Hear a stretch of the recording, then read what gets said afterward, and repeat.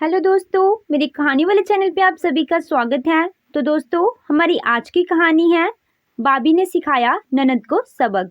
सोनिया, जा अपनी बाबी को नीचे लेकर आ, उसकी मुंह दिखाई की रस्म शुरू होने वाली है। सरला अपनी बेटी सोनिया को कहती है।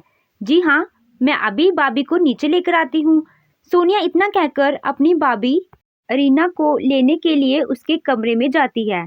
सरला के 2 बच्चे हैं, बेटी सोनिया और बेटा मोहित। सोनिया की शादी 2 साल पहले हो चुकी है और मोहित की शादी रीना के साथ हुई है, जिसकी मुंह दिखाई आज है। अपनी बाबी को देखते हुए सोनिया कहती है, अरे बाबी, आप तो बहुत सुंदर लग रही हो। देखना, सब औरतें आपको देखती ही रह जाएंगी। कहीं नजर ना लग जाए मेरी बाबी को, मैं काला टीका लगा देती हूँ। इसके बाद सोनिया अपनी बाबी रीना को नीचे लेकर जाती है और थोड़ी देर के बाद ही मुंह दिखाई की रस्म खत्म होती है और अब नई बहू के साथ लाए हुए सामान का दिखावा हो रहा होता है। रीना, बाबी, आपकी साड़ियाँ बहुत ही सुंदर हैं। सच में आपका टेस्ट बहुत ही सुंदर है। क्या मैं आपकी गुलाबी साड़ी ले सकती हूँ? मुझे बहुत अच्छी लगी। इतना कहते सोनिया वह साड़ी अपने हाथ में ले लेती है। अरे, जब तुझे यह साड़ी इतनी पसंद है तो ले ले, तेरी बाबी मना थोड़ी ना करेगी। आखिर तू उसकी इकलौती नंद है, सरला देवी अपनी बेटी को कहती है। रीना मन में ही सोचती है, अरे ये तो वो साड़ी है जो माँ ने मेरे लिए मामा से मंगवाई थी, लेकिन नई बहू होने के कारण और सभी मेहमानों के होने के कारण मना नहीं कर पाई और अपना मन मारकर रह जाती है। देखा मीना, तुम्हारी बाबी तुम्हें कितना प्यार करती है और वैसे भी छोटी नंद का अधिकार होता है बाबी पर, सोनिया की मौसी बोली। मौसी सास की बात सुनकर रीना ने हल्का सा मुस्कुरा दिया। सोनिया साड़ी लेकर बहुत ही खुश हुई। अगले हफ्ते रीना और मोहित घूमने के लिए निकल गए। जब 5 हफ्तों बाद घर वापस लौटे तो सभी के लिए कुछ न कुछ तोहफे लाते हैं। सरला देवी सोनिया को फोन करके कहती है, बेटा, तुम्हारे भैया और भाभी लौट आए हैं और तुम लोगों के लिए तोहफे लाए हैं, तो आज रात को तुम सभी खाने पर आ जाओ। जी हाँ, जरूर, सोनिया खुश होकर कहती है। रात के खाने के लिए रीना पूरी तैयारी कर लेती है। सभी खाने की बहुत तारीफ करते हैं। कहना पड़ेगा मम्मी जी, आपकी बहू तो बहुत ही स्वादिष्ट खाना बनाती है। सोनिया के पति पवन रीना की तारीफ में कहते हैं। क्या मैं खाना अच्छा नहीं बनाती? सोनिया नाराज होते हुए अपने पति से कहती है, अरे तुम्हारे जैसा स्वादिष्ट खाना तो कोई बना ही नहीं सकता। इसके बाद सभी हंसने लगते हैं। इसके बाद रीना अपने लाए हुए तोहफे सभी को दे देती है। अरे भाभी, आप अपने लिए क्या लाई हो? सोनिया पूछती है। दीदी, मैं अपने लिए हैंडबैग लाई हूँ। भाभी दिखाइए ना, कैसा है? रीना अपना बैग लेकर आती है। भाभी, आप बुरा ना माने तो आपसे एक बात कहूँ? क्या हुआ बेटा, तुम क्या कहना चाहती हो? सरला देवी ने बात को बीच में ही काटते हुए कहा। माँ, मुझे ये ज्वेलरी बॉक्स पसंद नहीं है, मुझे ये हैंडबैग पसंद आ रहा है, सोनिया हिचकिचाते हुए बोली।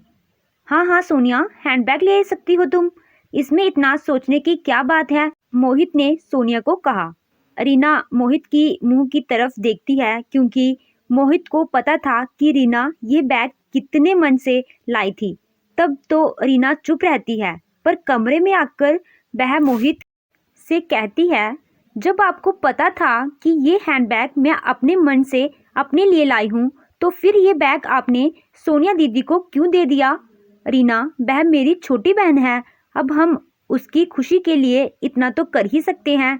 मोहित की बात सुनकर रीना कहती है, मोहित, मैंने कब मना किया, लेकिन पहले वह गुलाबी साड़ी, अब ये हैंडबैग।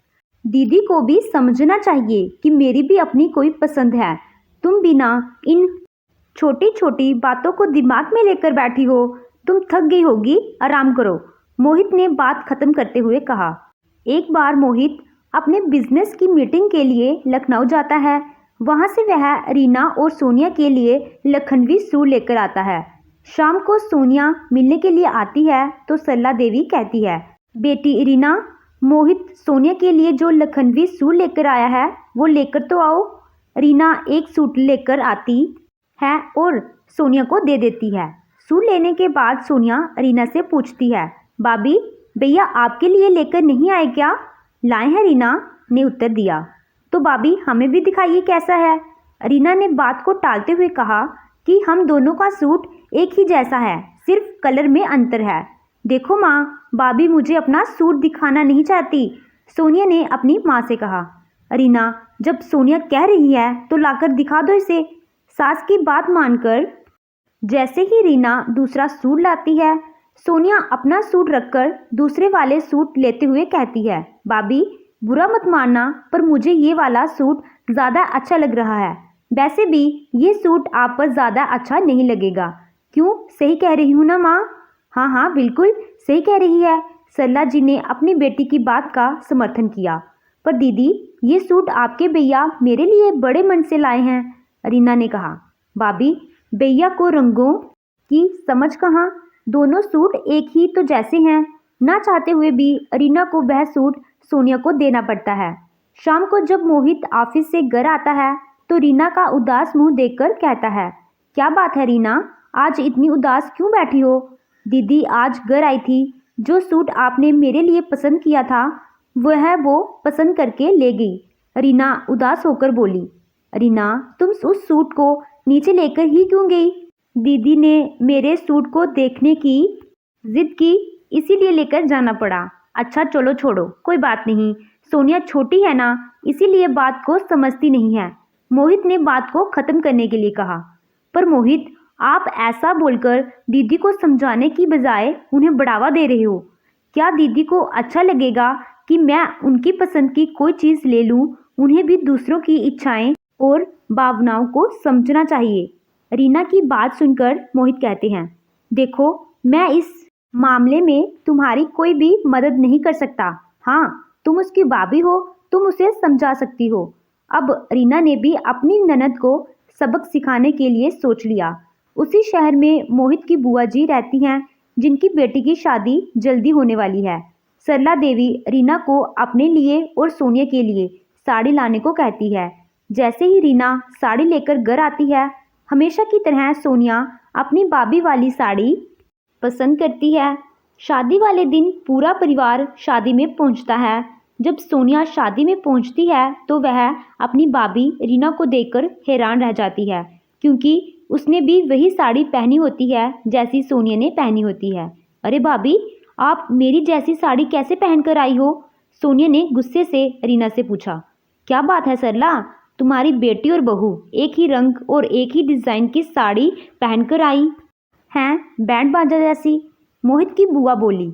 दोनों में बहुत प्रेम है, सरला जी ने शर्मिंदगी महसूस करते हुए कहा। वो क्या है ना बुआ जी, सोनिया दीदी को हमेशा मेरी ही पसंद आती है, तो इसीलिए मैंने सोचा क्यों ना 2 साड़ियाँ ले लूँ ताकि मैं भी अपनी पसंद पहन सकूँ, रीना ने अपनी बुआ सास को कहा।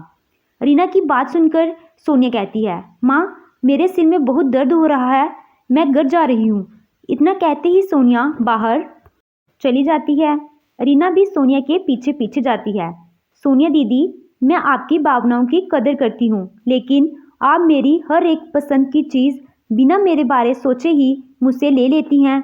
मेरी हर एक चीज़ पर आपका पूरा हक है, लेकिन जो चीज़ मैं अपने पसंद से या फिर मोहित जी मेरे लिए लाते हैं, उसके पीछे की भावना आपको भी समझनी चाहिए, रीना अपनी नंद सोनिया को समझाते हुए कहती है। सोनिया बिना कुछ बोले वहाँ से चली जाती है। रीना मन में ही सोचती है, अच्छा किया आज दीदी को ये बात कह दी, अब दीदी अपने काम से काम रखेंगी, मुझसे पंगा नहीं लेंगी, और अब मैं भी अपनी पसंद का कुछ ले सकूंगी और पहन सकूंगी। तो दोस्तों, आपको ये कहानी कैसी लगी? कहानी अच्छी लगी हो तो वीडियो को लाइक कीजिएगा, चैनल पे नए हो तो चैनल को सब्सक्राइब कीजिएगा। Thank you.